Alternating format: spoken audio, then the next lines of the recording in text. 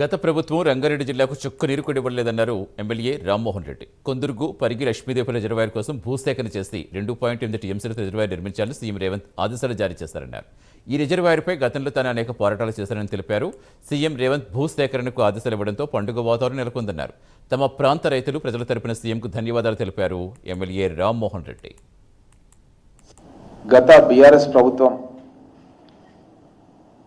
నీళ్ళు ఇస్తామని చెప్పి మా రంగారెడ్డి జిల్లాకు ఒక చుక్క నీళ్లు కూడా ఒక్క ప్రాజెక్టు కూడా కట్టకుండా కాంగ్రెస్ ప్రభుత్వం రేవంత్ రెడ్డి గారు ముఖ్యమంత్రి అయిన తర్వాత ఈ ప్రాంతం లోపల కొందుర్గు పరిగి లక్ష్మీదేవిపల్లి ప్రాజెక్టు అన్నది 670 మీటర్స్ హైట్ లోపల ఉన్నది.